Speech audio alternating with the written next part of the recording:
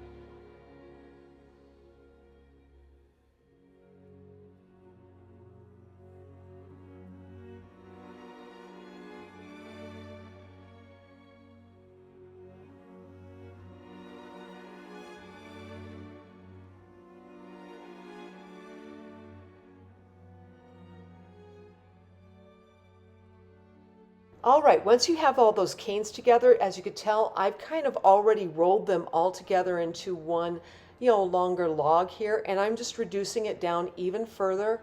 The idea here is we're going to make our three-part or our rounded cane. I know that some of you have seen other kaleidoscope canes out there where they're more, how do I say it? They're six-sided. I like to take my six-sided, I should say my three-part cane here, and turn it into a round cane. It's more fun to play with then, and I use it in more projects that way too. Anyways, now that I've got this reduced down, we're going to go ahead and I'm going to use one of my registration lines here, my white, and I'm going to start pinching that end and making sure I get a triangular cane all the way around. I flip it over, I push this against my tile surface to make sure I get a really nice, sharp kind of triangle. And this is very important in kaleidoscoping. You want to make sure you have a nice triangle cane so that the pieces will fit together. So with three sides, you have to find your matching, you're mirroring it, right? And I'm kind of having trouble here. Where's my mirror? Where's my mirror? There's my mirror.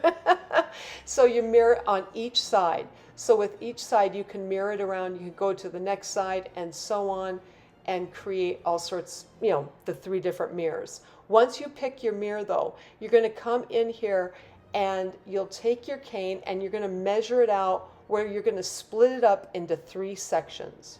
Once you have each of the three sections cut, go ahead and mirror each of these to each other. This will give you your rounded, as I put it, kaleidoscope cane. Now, in this case, I decided once I put it together, there's always that hole in the center. I like to use either a bullseye cane or you could do other kinds of canes, but bullseyes are the best. Use a bullseye cane to place into the center part and then build around this bullseye cane, giving you your completed kaleidoscope.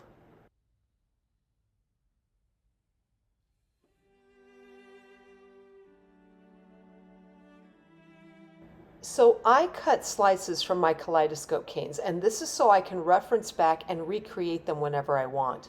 Right here I've cut 6 of my triangle canes because this will give me the combination I need to find the kaleidoscope patterns I get from it. So right here, that's all I'm doing.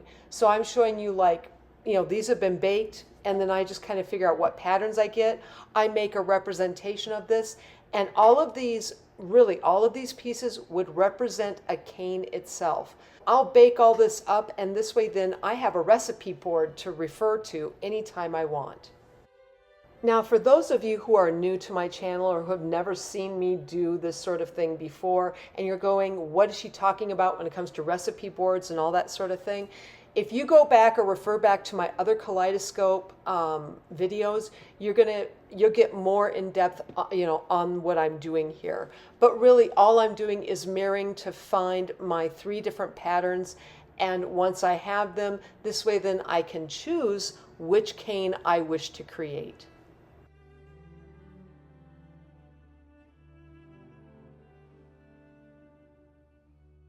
When I started creating this kaleidoscope, I did not have enough cane to complete up everything that I wanted to do with it, so I created some more of this cane from scratch, and in doing so, my placement was off by a little bit. You could tell I've got my first 2 pieces right up there. One is slightly different where I have the purple off to the side on the one particular combination, and then the other one, it's directly in the center. So I thought, what the heck, I don't care. Let's go ahead, and I decided to create up the 3 different combinations here and give you guys an idea what it looks like if you're off by a little bit. So right here, again, I'm going to do the mirror thing. And I think what you're going to find when you see this thing come together is that it's different, yes, because of the placement, but it's also similar. And I think a lot of that is because I'm using the same colors and really the same canes. All right, so this is the first board with my results on the three-part rounded kind of kaleidoscope cane.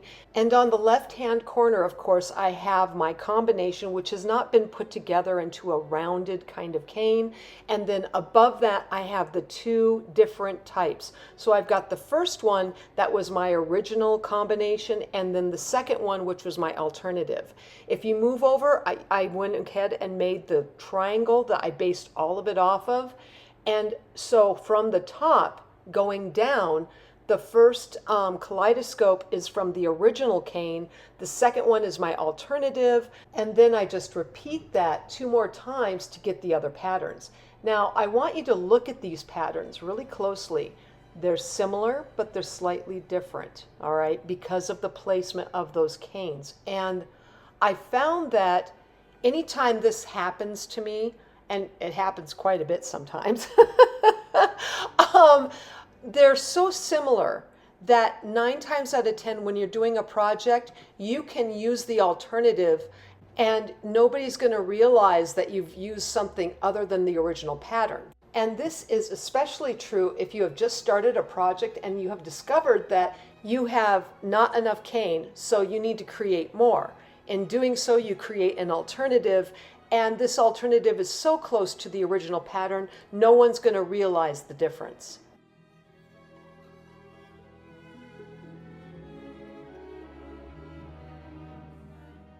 Okay, creating the 4-part kaleidoscope is my favorite. I love the square kaleidoscopes. Oh my gosh. My favorite part.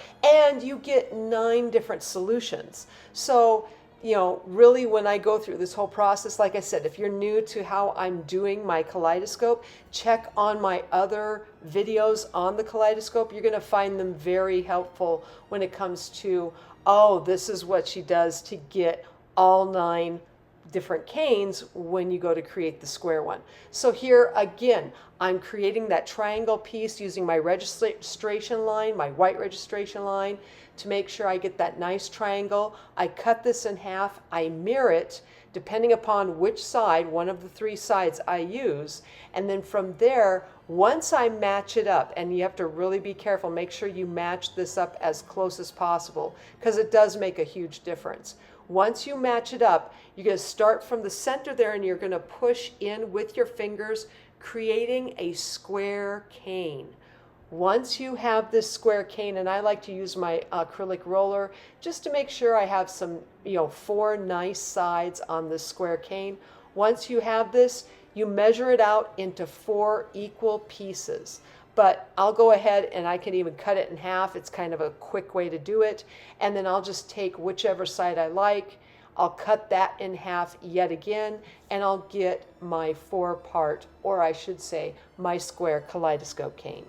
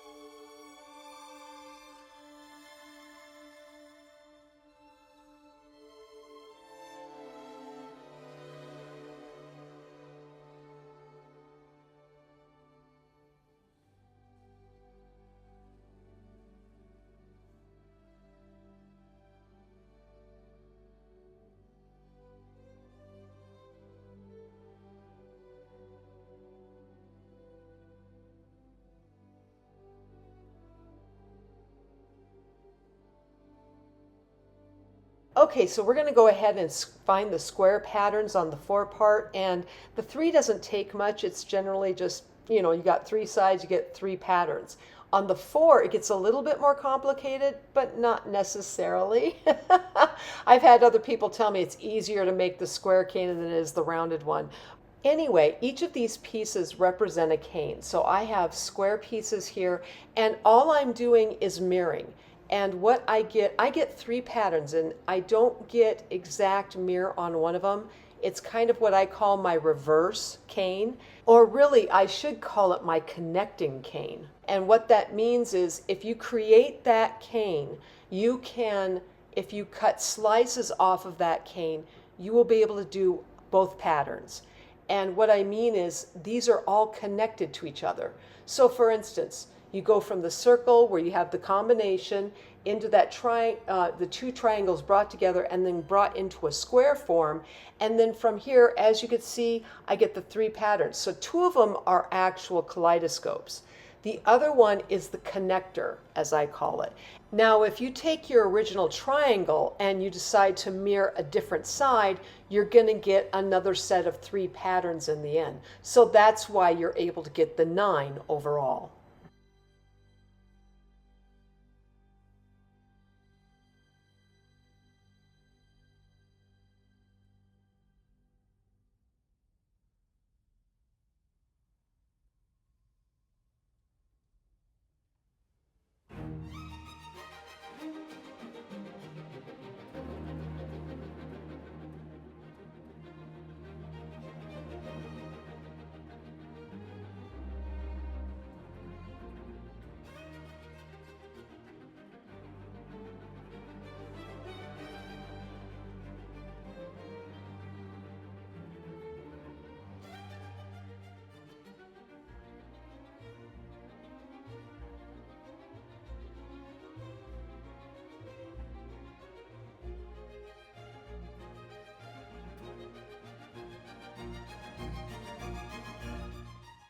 So these are the results I get from the original cane of creating my square kaleidoscope, and you can really see some really fun patterns in there.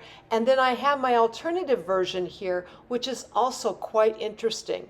Now, if we put them together, it gets really fascinating on how close they are in pattern.